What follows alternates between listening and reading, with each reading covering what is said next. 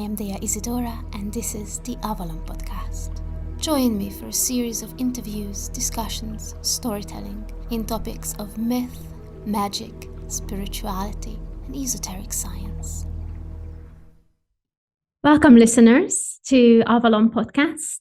And yet again, I am here with my sister, Raven Alison, on our second podcast, sharing about the shadow and shadow work. Now, Raven is a psycho-shamanic practitioner, and she's specializing in shadow work and dream integration. And for those of you who don't know me or haven't studied any of my material before, I am a mythologist, a mystic, and a fairy woman and fairy doctor. So today's topic that we are going to discuss is the Faery Accord or Faerie Alliance. So welcome, Raven, to the podcast. Thanks so much, Dea, for having me back again. And I'm really excited for this episode. So for those that are just joining us, because we know that, terms like the Fae and the Faery Accord are kind of, might be pulling you in, and you might not have ever listened to either of our work. We just want to kind of encourage everybody to set the space, if you can, to really receive these episodes at your own heart truth, at your own soul resonance. And we did a first deep dive into the collective dragon shadow and how it manifests, especially within the Faery Accord and the Fae Soul consciousness and the collective at large. So if you haven't listened to that one, we highly recommend going back, listening to that one first. And if you did tune in to the last one, thank you so much. Grab your journal, get your book of shadows, and just kind of note anything that might, have that kind of, I don't know what you would call it, Dea, like that, like heart resonance. It feels in alignment for you. And if, a specific part of what we're talking about today calls you deeper and you have a specific question, then please leave that in the comments if you're watching this on video, or message us directly, and we'll try to cover it as we dive deeper into the Faery Accord. So Dea, I don't know if you want to, as a fairy doctor, the founder of Avalon Academy, if you want to kind of kick it off with what is the Faery Accord? Yeah, absolutely. And before I jump into this, just to say that you can also leave us messages and comments on Anchor. If you listen to the podcast on Anchor, message us directly, or use any of the contact details, which is in the description for both of us individually and for the podcast as well. So definitely reach out if you feel that there are more to uncover for you. And just sit with this podcast. Now, the Faery Accord. So other words you might have heard are the Faery Alliance, or some people call it the Fae Accord. But if I would have to sort of describe it in a long sentence, I would say the Faery Accord is a integral agreement, or in a way, a DNA code, maybe some people would call it that as well, that is within our makeup in relation to how we exist within this world, in connection with the Fae and the creatures. So the Faery Accord is often also called the Threefold Alliance, because it is outlining the relationship between us as the human species, the human being, the Fae beings, and the creature beings, and how we together coexist, and how we together grow and transform and be part of this and other worlds. I don't know how you feel about this description, Raven. I'd really love to hear your angle, because I know it's a slightly little different, and perhaps more in focus of the shadow and the inner journey. Yeah, thank you. And thanks for reflecting it that way. So, and I also want you to elaborate more on the mythogenetic component of this as well, because this is kind of what my interpretation of it streams off of. And I love the word choice, integral agreement. So it's like this partnership, this alliance between all of, what the Faery Accord really allows anybody to do, in my opinion, is ground in something that's universal at a core, myth, and like story that allows us to acknowledge the other world as equal to this world. Mm-hmm. So that's one thing. And then when we break the Faery Accord down as an internal and an external component, and then, so I loved your, a DNA coding, because that's kind of what it is on an internal level from the way that I perceive it, is it's like, whether it's your blood line that's kind of leading you to call yourself a Fae Soul or have that resonance in what you're doing, or whether it's a story in your psyche and the mental body that's charmed you, and then that's kind of been something that you like, or whether you're just, intuitively tapping into the earth and receiving messages, or whether you're working directly with some of these beings and things already, then what that kind of does is that, to me, in the way that I perceive it, that gives your soul a resonance. And then, so that, and the way that I experienced it was a very much internal, external process, which shadow work is, right? It's like based on what we're projecting outwards from our unconscious and then integrating it. So for my experience, and I feel like you had a similar experience as well, and a lot of Fae Souls do, is that you have to kind of look at each component, the Fae/Fairy, the human, and your creature animal soul, and integrate that not only on an internal soul alchemic level, which to me is more like maybe mythogenetics. I don't know if you would agree with that. And then also, and Dea and I are going to dive deeper into this, also externally, like, because otherwise, if it's just an internal alchemy that you're doing, you can get really stuck in the mind, which we were saying on our last episode, because that's kind of how the other world gets integrated into reality, is not just internally. It actually has to be in right relationship with our external actions, right? So I don't know if you want to like elaborate on that, Dea, like just in a mythogenetic lens of like myth being medicine, like of the stories being medicine, and how that kind of, and maybe even the fourfold, if I'm not jumping ahead, because that is adding that another component as opposed to just the three. Yeah. I mean, so when I say DNA code, and I know this word is thrown around a lot. So what I really mean is that as a living human being, you cannot be outside of the Faery Accord. If you exist upon this world, and you are, I hope, then you are part of the Faery Accord. Because it is within our existential makeup. We are in relationship with the Fae, and we are in relationship with the creature. Now, whether this relationship is healthy or not, that is the myth of the Faery Accord. So, mythogenetics explores story and myth that is within our ancestral lineage. So within our blood, in a sense. So this is the mythology, the stories of the land that we were born upon, the land that we are from, where our ancestors from, the myth of the people that, raised us, and those who have come before them. And we can go very, very far back in time with mythogenetics, because myth and story is information, and the right information at the right time is medicine.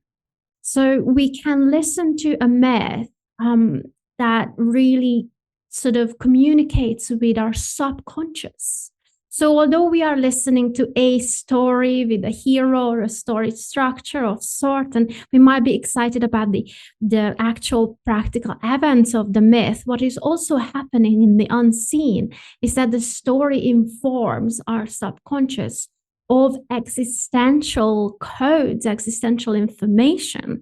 And if we find the stories that are sort of true to us, true to our mythos, true to our mythogenetics, then we can understand our consciousness better. We can understand the self better, the mind and the spirit. But we can also understand our journey better, our destiny, where we are heading, what are we doing, and how we are relating to one another.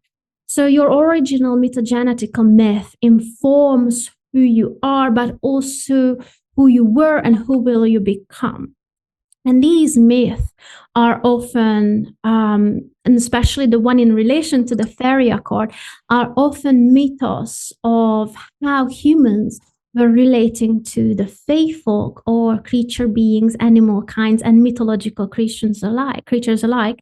And these specific myth, that is what we call the fairy myth or the alliance myth, are often about humans betraying, disappointing, ridiculing, abandoning, or raping the beings of the other world or the land of the other world.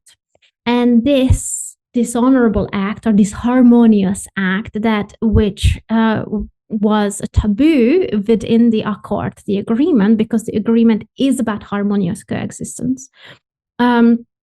When humans act this way, they break the accord. So what they create is, as a consequence of these actions, is separation of the world. So we become detached from the natural world. We become detached from the spirit world through the fae, become detached from the creature world. So we cannot understand the animals anymore. And we also abuse them constantly. So we can, obviously this has physical manifestations as well, but let's just stay with the inner, right? The inner creature and the inner animal first. And then we become detached from the elemental world simultaneously. So by humanity breaking the accord in the myth, we exclude ourselves from the universal consciousness that a lot of people sort of call the one, right? The one creator, the oneness. And it is not that we do not belong in the Faery Accord or in that oneness, because we most certainly do. We have limited access to certain dominions that we used to share. And I don't really want this story to spawn onto this typical sort of victim, villain, perpetrator, heroes storyline. So even though I will say that, in most of the myth, it is the human component that betrays the fairy or the creature, we're not trying to villainize our humanity. Those story structures where there is a victim, a villain, and a perpetrator, and then there's a hero who solves all the issues, are quite outdated in a way, right? They don't necessarily apply to the Faery Accord, because the Faery Accord is a cosmic story. So the idea isn't to guilt trip the human in us. The idea is to look at how and where the Faery Accord was broken, why, and what is that we can do about it, right? So we got to look at the inner accord. So everyone has an inner Faery Accord. It has an inner human, the inner Fae, inner creature. And when you mentioned the fourfold, so I work with a fourfold Faery Accord. So I consider Earth as a living consciousness, as the fourth element. So I really feel that we have an inner Fae, an inner creature, and the human. And there is our relationship to Earth, which is often manifested as a dragon. While some might consider the dragon as part of the creature, but I really feel that it is very much part of the relationship we have with planetary consciousness. So that will be the fourth. Yeah. Yeah, I love that. For me in my own internal alchemy, I was really, like, as I was kind of going through it, I really remember the earth component feeling like a fairy fragment of the earth, but I'm spelling it like in regards to the fairy land. Like the whole, like it was very much like, oh, here's this other component. And then as I alchemized it, then it became more like the dragon creational consciousness that Dea is mentioning.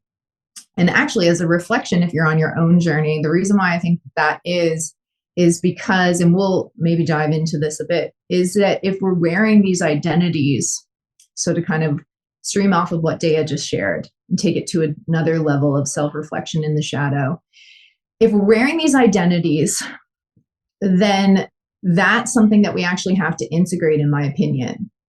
Because if I'm at like where I'm identifying as a dragon and then I'm integrating a fairy fragment from the earth as an example, the fairy fragment of the earth, or that soul consciousness of the earth, might not feel like this creational consciousness that Dea and I are articulating to you at this point. And that's because you're wearing it. So you're in it, right? Just like the fairy, if you're a Fae soul and you're all like, yeah, I'm a fairy, I'm an elf, I'm this, they're like, I'm not denying your truth, like, but if you're in that, then the other components might be not feel like part of you. And then we are going into that separation piece, like Dea articulated. One thing that really struck me that I want to like kind of highlight in the human component is that there is a lot of power in story. So while Dea is kind of trying to expand that out, the perpetrator, the savior, and the victim for me in a trinity was a way that I internally faced my own humanity. So one thing that I really highly recommend, as hard as it is, I'm not saying that you're not a victim. We all are. But when we know that we all are, it's not to minimize anything, but you can put the big X on your chest. The only two options are a savior and a perpetrator. And then you can kind of look at those kind of aspects of where, you know, don't take them on internally, because Dea's right. Like, we've ascended these stories, so you don't have to hold the weight of them like something's on your chest. But it's more like if you can kind of acknowledge that at a core in our humanity, especially, we are a victim. Why? Because we're seeing that in the stories projected out. And sometimes people don't think about it. So hopefully I'm not sending people on a weird mind. They're like, but wait, Dea just told us that the human's always the bad person. But it's like, that's how the shadow works. Like, if the human is always the bad and the virus and this and that, then we really have to kind of almost turn the table to get clear and be like, okay, where is my human? Like the victim, like, where is my human actually like in this softer spot? And then that lens, sometimes if you flip it around, will help you understand where you might be indirectly harming your internal fae or creature. And how can we find this out? In our external actions, right? Yeah, So exactly. one thing that, like, because Dea is kind of giving us this mythic lens, so this is how we're all connected. This is how it happens. And then I know that we brought like some items, so I just feel called to kind of go right there. But one thing that we can really do, and actually one thing that I feel I would love to share about my own reflections out of the Faery Accord, is if you're new to this and you've never even started and you're like, oh, I didn't even know that I had all these three components in me. One of the most original myths of this is two trees, because there was two trees in the original garden, and we don't acknowledge the Fae tree and the human tree. And so one thing that I really recommend to people is to kind of start going to the trees more if you don't already have a relationship with them, because that's going to help you build a stable sense of self. And you can even start like journeying with them or talking to them or working in right relationship with them. And they're connected to the web of all life and the dream and everything else, and the fairy and the creatures and all the things. So they can really help you, and kind of, especially at an internal level.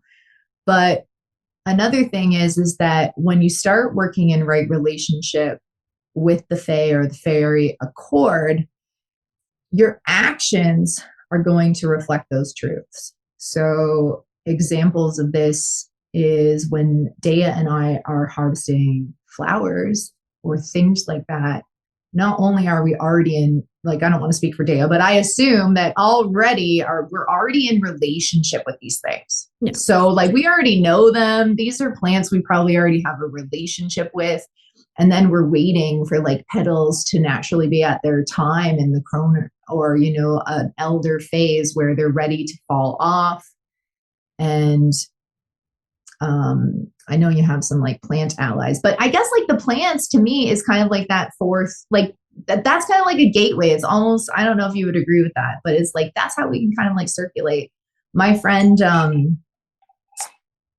my friend Taylor Faye, who is a Fae as well, she just gave me some chaga. So right now, like, there's so many layers. I didn't know I was going to go this deep, but I'm just kind of thinking, like, witchcraft is on the rise. Dea comes from an extensive background in ritual magic. And like, we were kind of just discussing this the other day, like how we're not knocking that at all. But like, once you're in alignment with the Faery Accord, your magic and things and your practices are going to start changing because they're going to become more collective the more you integrate this as a whole.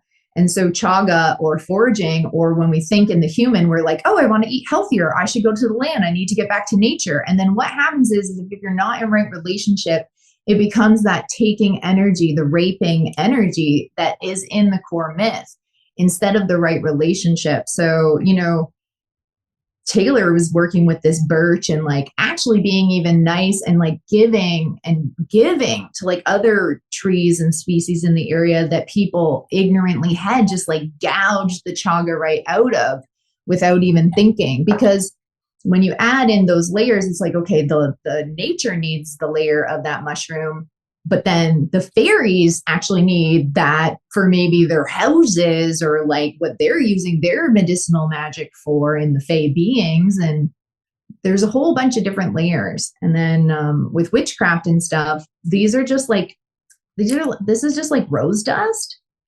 But sometimes even our offerings can really hurt the environment, especially if they're invasive or they don't belong in the area. And so, and for those that are like listening, I'm holding up chaga and rose dust in my hands.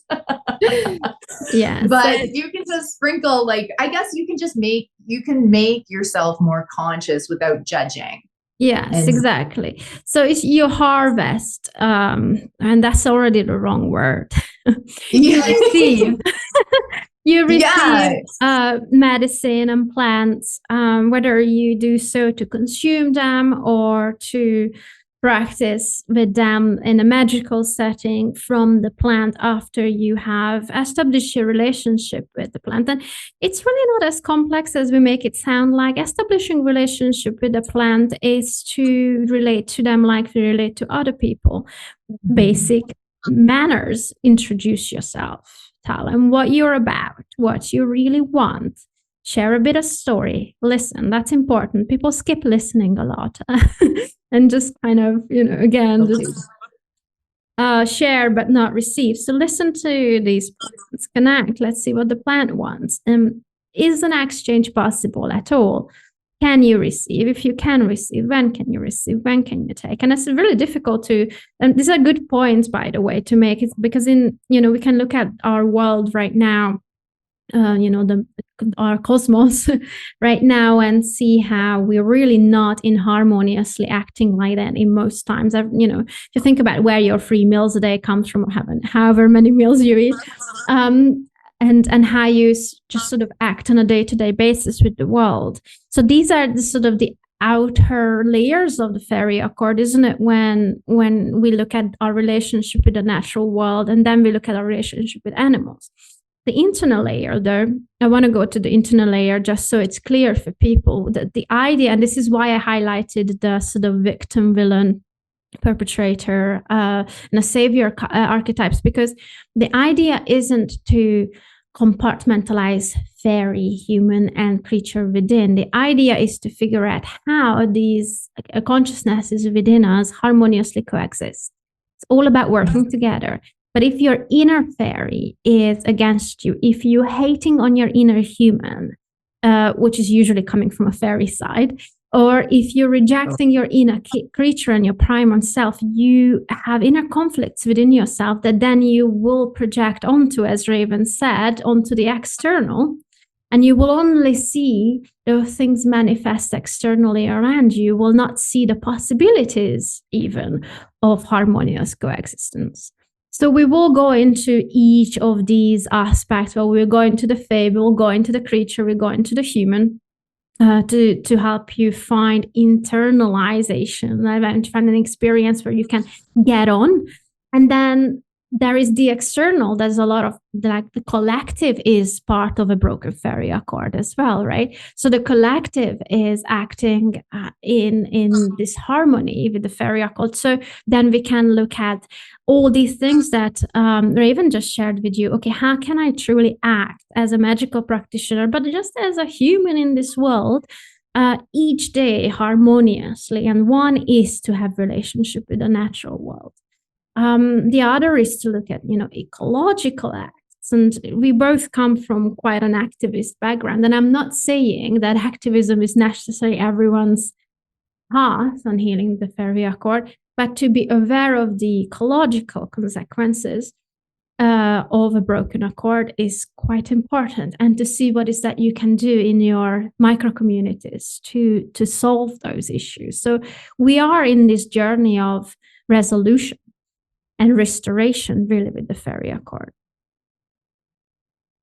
Yeah, I love that. And Dea, you just have such great points, and I'm really glad that you, and I just kind of want to reiterate that for the listeners, is to not internalize it, because we are in these episodes, we are compartmentalizing it quite a bit, but that's for your benefit. Yes. So that you can, so that we can go deeper onto each thread of it. Yeah. But definitely don't want to do that. And 100%, you can go to story and stuff as well to find out, because the fairy is obviously going to be hating on the human. The human is going to treat your creature like crap. Because why? Not necessarily because you don't love dogs and everything, but because of that collective component. Yeah. And I know Dea and I had talked about this, and hopefully you can elaborate, Dea, but we really feel strongly about, and we can go deeper on the episode, but I think in regards to the actual Faery Accord, we have to kind of talk about how much we as a collective, everybody, makes humans or the normies or the masses into more of this virus, or things that aren't as enlightened as us. Or it's almost like the metaphor that comes to mind when we do that for me is doing your recycling every day and thinking that half of that doesn't end up in the landfill and is still on the earth. It's kind of we can't really necessarily forget that even though our actions are really great and we're doing our best here, that the mass quantity of our human species is not in alignment with the Faery Accord or the Fae Alliance or the earth. And so adding that ecological component, like Dea said, is really important. And to be honest, my activism in the past was my darkest shadow, because that really caused me to project my humanity and this kind of component that I'm saying externally.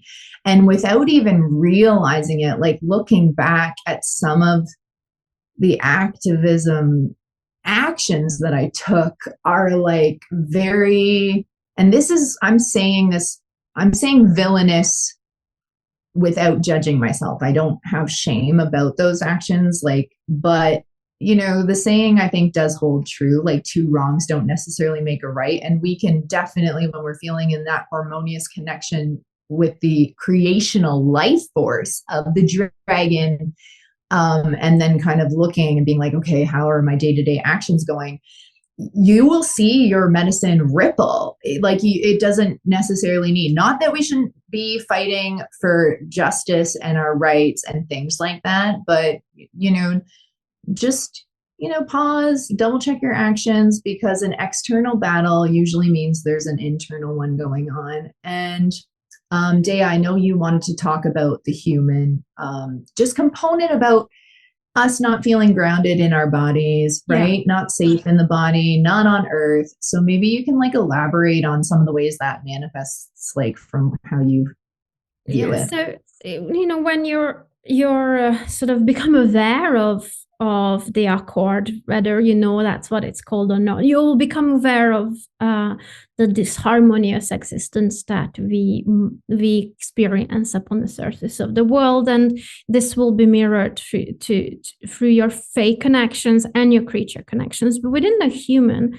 it can manifest in a number of ways, but often it's a sort of dislike toward your humanity. And even with the activism that you just mentioned, oftentimes, healing the natural world is underworld medicine, and we cannot colonize underworld medicine, bring it up and express it as rage, and there are emotions within the Faery Accord, and grief, there's definitely a lot of that, there's definitely rage in there, but in order even sort of longing, right, because of the separation, so those emotions are sort of outer layers, and as you within yourself get closer to the core of the accord, which is this harmonious coexistence, you will go through those emotions, and you have to alchemize them so they become sacred. And that is not by attaching them to a cause that you pour all your energy into, although that might seem appealing, but more so the sort of be gentle within your own self, within your immediate environment, and then you can expand from your garden to your next door neighbor and to your community, and sort of with that we just eventually will connect to one another. So if we look at our humanity and look at the human within us as a destroyer of this world, that will not support us in healing the Faery Accord. I guarantee you that much. You'll get further away will definitely get very far away from your inner Fae, because the inner Fae holds against humanity the sort of breaking of the hospitality aspect of the Accord, right? So in the myth as well, the fairy women were raped by the man, and then the waters of the Fae world, which is the life force and the knowledge of the other world, was taken by force. So the inner Fae will definitely treat the human like that. The inner creature as well will think the human destructive. So you cannot relate to yourself, your inner human, that way. You have to forgive the inner human. And the other layer is that often, and I see that in the sort of, I don't know if the New Age community is the right word, but in the sort of new spiritual community, is that this desire to be away from the earth, to project ourselves upon and within the stars and sort of seek the star origin that we may or may not have, forgetting that the earth is a star. It is most certainly your home for this incarnation, whether you like it or not. And you are here because you are actually supposed to be part of this accord, and you're supposed to transform the human experience and integrate the human experience, right? So although there is wisdom that can descend from the stars, you rejecting your presence within this middle world will create a sort of rejection of the human in the middle world experience. The other layer, and I know you came across with that, because this is also something I see in those who are called to the sort of primal sensual world, is that people start to desire sort of experiences where they want their physical body to be in the fairy world, or they want their physical body to be in the underworld. And yes, there is ways where we can travel across the threshold, right? But it's never moving our physical body from one realm to another, which involves dying. This body has to die in order for you to fully get across the threshold, right? So, and I'm never encouraging that, of course, but I know that many carry the desire to be totally and absolutely not in this world and in this body. And that is also because you are holding the frequency of a broken Faery Accord. Mm-hmm. Yeah. And I'm going to take that a little bit deeper into the roots, because that is a really good point. If we aren't feeling at home, which is fair, right? It's fair. Like grounding on earth, when you're kind of really looking at it and you're not trying to escape, like Dea's kind of suggesting, can be very difficult. It can be quite a difficult integration, especially in the creature component, because the creature component has the animal component, and that more instinctual self. So you can have, like, without even kind of realizing it, even people that are very in their mind or in the dream, at a core, I bet you if you just kind of tap into your body and feel whether you feel safe inside your body, especially for those carrying pain or things like that, it's our natural response to resist instead of lean in to discomfort. And when we lean in and soften, we can actually sometimes find more information that way. That's different than pushing through. But in the creature component, in that animal, you can really get into like where it's terrifying to be inside the body or to be grounded on earth. And some ways that can like really help with that, I have found, is bridging that dream type desire into reality. So that's a great place to do ritual and magic and things like that, like having intentions where, okay, if you find that you are dissociating and escaping and trying to be with the fairies, or a workaholic on the human side of things, just like passing the time or thinking and trying to analyze, you can kind of really get into the creature or kind of allow yourself that time and space to ground those things and feel into the body. And then water. I know that Dea does a lot of work with water as well. And just getting in the bath, if you have that available to you, or, having a really conscious like shower. And then sometimes like even putting wave ambience, it's very soothing and it can help you feel safe when you're having anxiety or unable, because that can kind of hit us anywhere. But if you kind of think about what an animal is and look at the animals in your reality, like look at them. If you have a pet, if you see a wild animal, and you can kind of see that, like, if it's in the prey side of things, like it's literally just like freezing, like fight, flight. And we get a lot of that in the new age community, like Dea is suggesting, where like tons of people can give you information all day long and tell you how to integrate your inner child and your freezing, fawning, and all the stuff. But that's why I kind of like this as well, is like it really allows it to be so unique to the individual, because you're kind of like, okay, like I'm going to look at my like core instinctual animal and like I'm attracted to these animals. So maybe they have like a message or a medicine for me, or they can help ground me in this.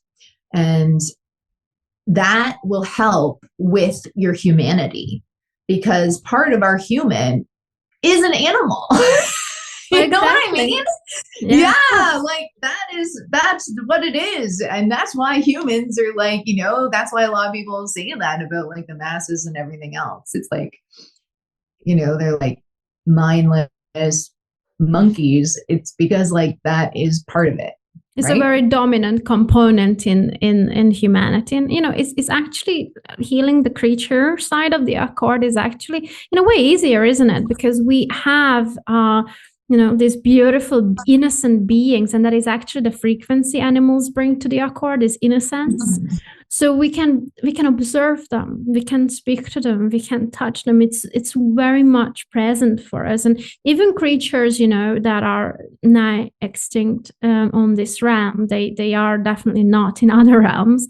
But the ones that we have a connection to and we can relate to directly, just observing that relationship and their behaviors, but also how we respond to them and how we truly feel about them, right? Because I think there is the conditioning, of course, of the human within us that, first of all, animal is food. And, in terms of the relationship we have with farm animals, perhaps, is that farm animals are here to serve us.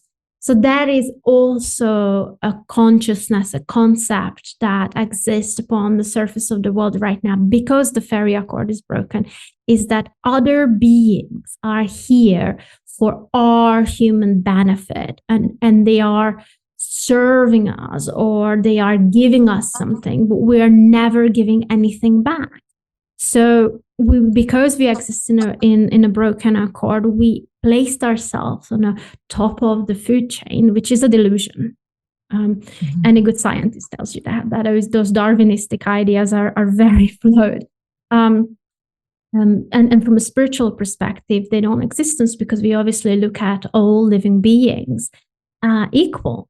And the other layer is the separation from the spirit world. So it's the human who rejects any form of spiritual existence. And, as you said, going to becoming a workaholic and doesn't allow spirit to inform or inspire their actions, even at their workplace. Just completely separates and detaches from anything that is unseen and unfelt. Yeah.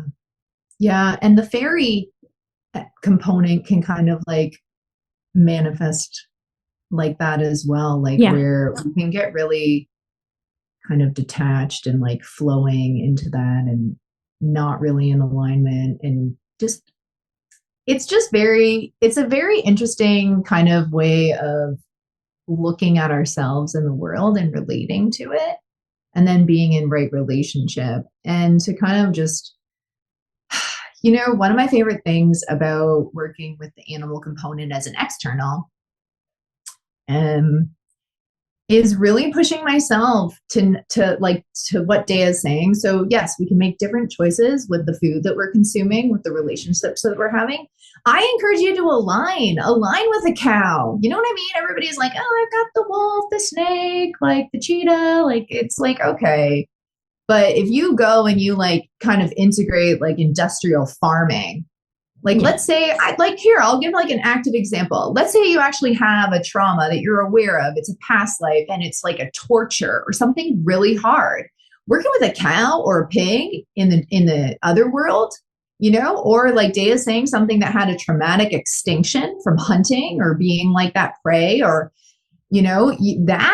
that medicine is, they've already gone through it. So then you have like a safer way of kind of integrating that without having to take it on, without having to have that vision. So that's something. But also in the physical realm, we have our pets, like that's another layer as well. But, I would encourage people, like, look at your pets. Like, how are you treating them? Like, are you humanizing them? Like, are you doing this? Now, all of these suggestions we look at without judgment. It's more you have to figure out what that feels like for your own inner animal. Absolutely. And then outside.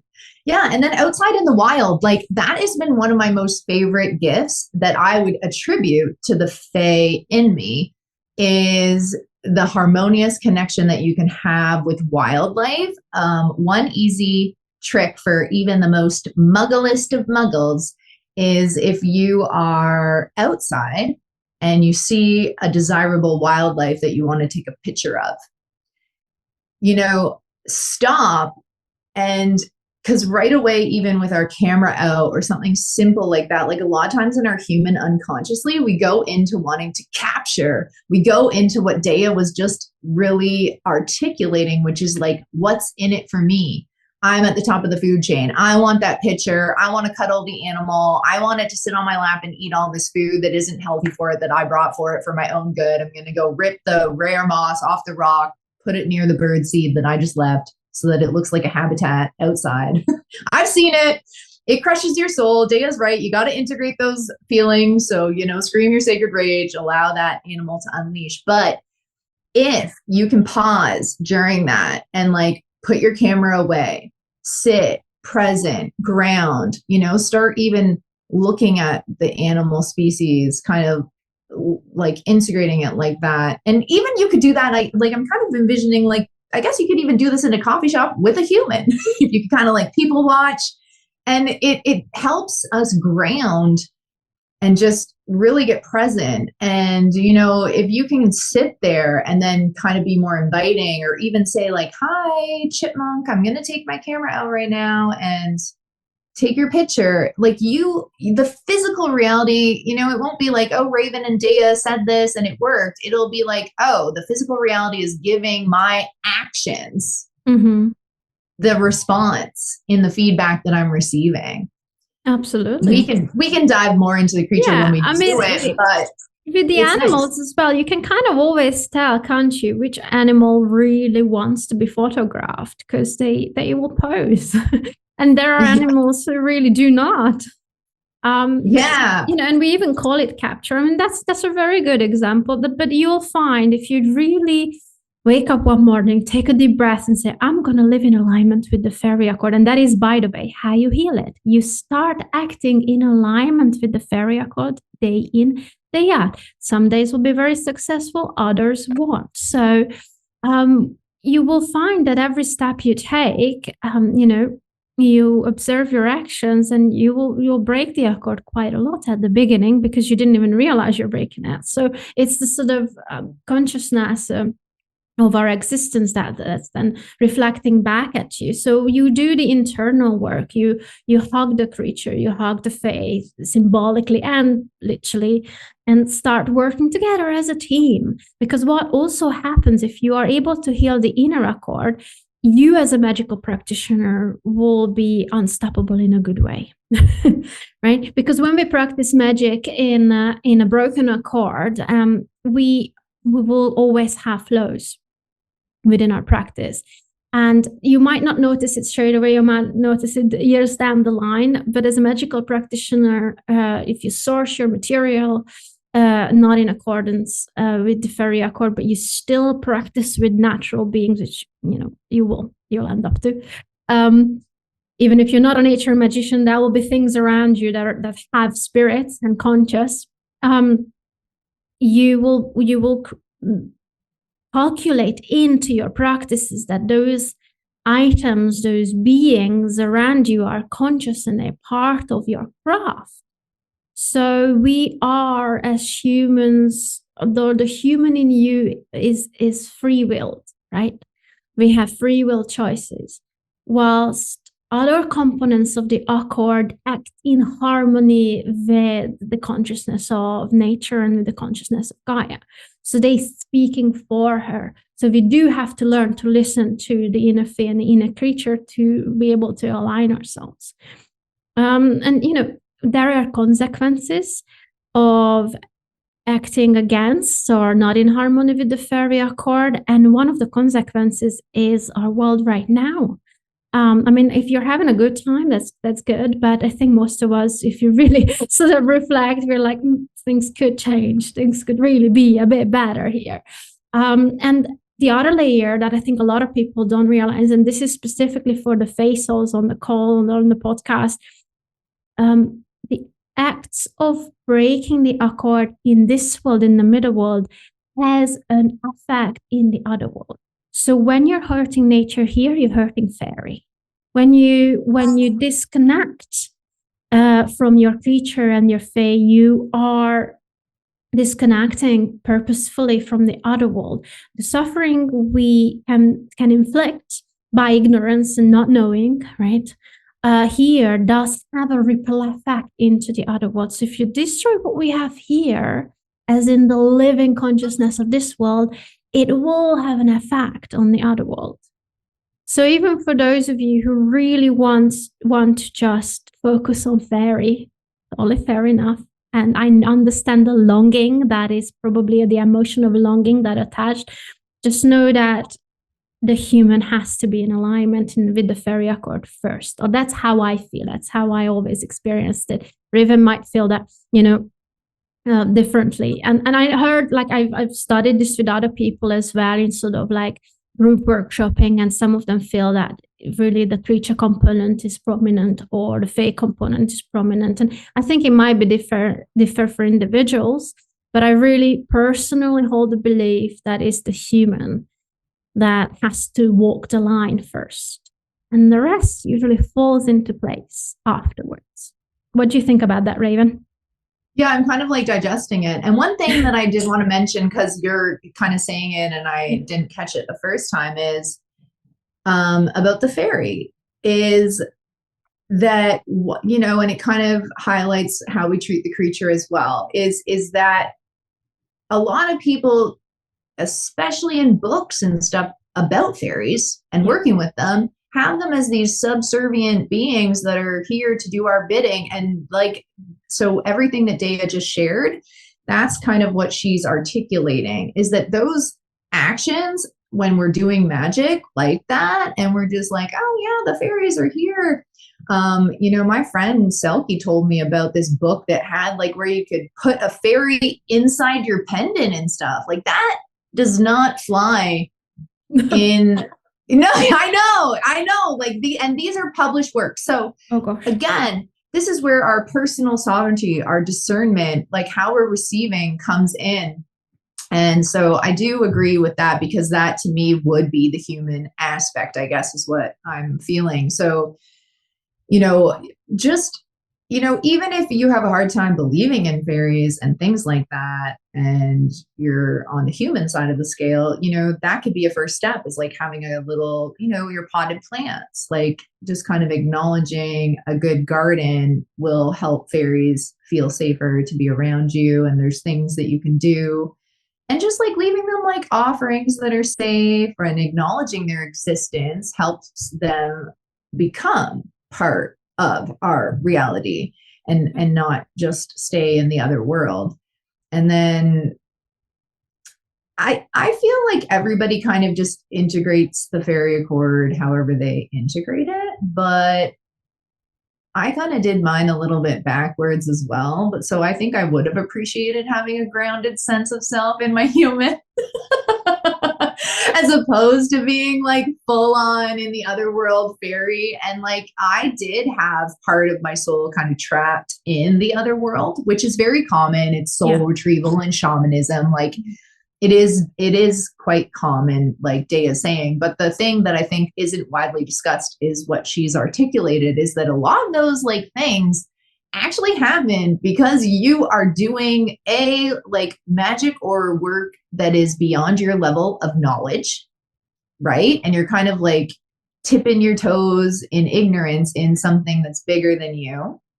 So just be humble, or you're not in alignment with the fairy and you're kind of like abusing them and then doing magic, which is very sad. Like, it's very sad in our world, I think. And I'm not trying to be like pessimistic or, apathetic, but I just like, I think that the rise of magic and the rise of the fairy, and maybe Dea would disagree because we haven't really discussed this, but in my opinion, I actually think that's like the most harmful thing in a sense to the Faery Accord, if we're not rooted in reality. Because all that does is it makes the other world, like she was saying, in the stars, or not present here. And then we're doing dream work, we're doing all this work, but then our physical actions are completely disconnect, null and void, not grounded in reality. And we're, everything looks great on social media, but then we just take everything off and we go and we like eat McDonald's. And not that if you're eating McDonald's, that's fine. But I'm just saying that we go and do that and we like, don't care about our fairies, and we don't, it's just, don't judge yourself. Hug yourself, like Dea said. You got to hug those parts, because otherwise they're just going to stay there and not get acknowledged and integrated. I don't know how you feel about that. Yeah, no, I agree. And I think, compassion is key, like compassionate approach to yourself, to the faith. And just know that, as I said, we are all part of the Faery Accord. You're not getting out of this situation. You just might not be aware of it. But now that you are aware of it, the relationship you built within you with the inner Fae, or inner Fae could be looking different for each of us, right? We're very, very unique beings, but we're all part of, the three who are one, right? So in that sense, to have compassion for these parts and listen to what they desire and innately need, and what is that we can give. Let's look at our actions. Let's flip it back and see what is that I can give, and let's try and give first before we receive. That will definitely help, and a slow transformation will begin. So I actually don't feel pessimistic about the Faery Accord at all. I really feel excited and kind of very positive, in a sense that if some of us try to do this work day in, day out, small baby steps, or small fairy steps, if you like, we will create change. It is possible to regenerate and restore our world. And anyone that tells you that it's not is in disconnection with their inner faith. And what you expressed about magic. Well, fairy is magic. In our world, fairy is the magic. So our relationship to magic, and I'm not talking about entertainment quality magic, I'm talking about ritual magic, is the component. You might not look at it as fairy, you might look at it as the spirit world or the unseen world, or you might go into sort of the energy of deities or higher dimensional, higher conscious beings, but they still come through the layers of fairy. They still come through the astral dimensions and the dominions. So they feed into that Fae part of you. That the Fae part of you is the magical part. The creature part is the sexual, sensual, desire, primal part.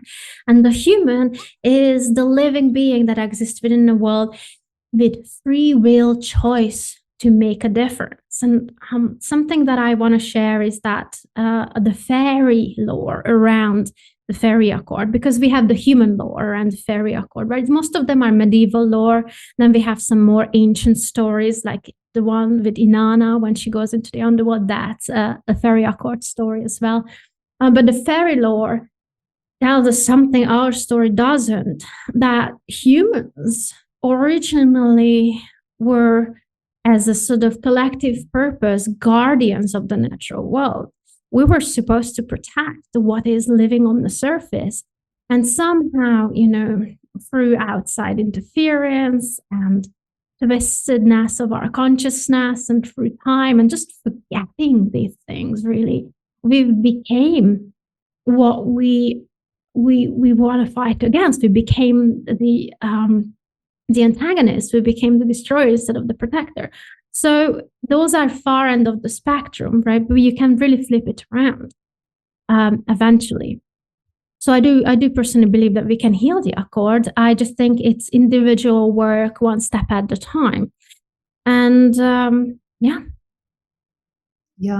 And that feels like really in alignment for those that because we're going to go deeper into all the layers. So yes. I guess just to kind of really ground this down, how we heal the broken Faery Accord, not only internally but externally, is we start honoring what Dea just reflected in ourselves and start healing the earth. It's completely possible. That is, and that's a great way to direct your magic and your enchantment and your beautiful qualities, is to really own that. Because I think a lot of people have a hard time acknowledging that we can heal the earth and that we actually can do it in a more otherworldly way as well as the physical reality way. And it's when we do that together, well, then you're the tree, right? That is being the tree. We can be the ants. And that to me has always been the best, is because then you can just be okay, I'm connected and I'm rooted, and now I just get to be solid in the core. Yeah, exactly. And then once that core is established, then the integrations get more day-to-day, moment-to-moment, bigger stuff could come up, but you'll already be equipped and used to living that way. So it's just become such a natural process and way of existing. And exactly. Dea's right. When we do it together, then we do it. And that was probably my own shadow, which I know when I was projecting my pessimistic attitude. But I have no problem. Yeah, I mean, we've all have tremendous amount of shadow within the Faery Accord, because we're all in this together, and those are layers of how that manifests will be individual. And that's the work that you've got to do, and people have to do for themselves, to see how those fine petals of the rose, so to speak, manifest for them, right? And trees, as you said, are very good allies for healing the Faery Accord, because they do have the wisdom and the medicine of Gaia, and they are in connection with fairy, and they are in connection with the creatures. And we have a lot common with the trees, a lot more than one might think, despite the differences in how our bodies look. as spiritual beings. We're very alike. So the plants that I brought, and I think I'm going to close this session with that, are tree allies. So the Faery Accord manifests as an agreement between Fae creature and human in dominions where we all exist. So there are 5 dominions where we exist together: the dominions of darkness, dominions of light, the dominions of dream, this world, and the below world. So these trees reach into all of them. So I've got a hawthorn tincture with me. So for those of you who don't see me, I'm holding a tincture on elixir of hawthorn. And I have rowan, and apple together. So these are all, what you're going to find out is these are all trees of red and white. The flowers are white and the berries are red. So these are trees that carry within themselves the medicine of the Fae, which is the white, the starfire blood, and the red in the fruit, which is the human blood. And the roots reach deep into the other world. And as Raven said, the core, when it's clear, is strong, and the crowns reach up into the heavenly realms. So these 3 tree spirits are very good allies to begin your journey, learning and healing the Faery Accord. So it's good to start with understanding how the Faery Accord shows up in your mythogenetic storyline when it's disconnected, or we can say broken, and then reverse engineer those events and then heal or fix, if you like that word. I really feel regenerate those aspects, and then restore the accord within yourself, and then you can start expressing outwardly. So I think in the next podcast, we will come together and start compartmentalizing this just for the sake of explanation, and bring you the fairy, the human, and the creature aspects going forward. Yeah. Thanks so much for, doing this journey with me and having this deep dive. And it is rowan season as well. So yes. I just love that. And they're such great trees, and they're really great trees too, in my opinion, because there are strict harvesting rules in the other world, especially with those trees. So you can really use your intuition with them and start trusting yourself as you develop right relationship. And that will be really magical, I think. Yes. Absolutely. So I'm looking forward to these next episodes, and please, again, just come prepared. And if anything specifically resonated for you, then leave us a comment and we'll be happy to try and add that in. Yes, absolutely. Thank you very much, Raven, for sharing this magical space with me. And enjoy the rest of your journey, guys. See and speak to you soon. Thank you.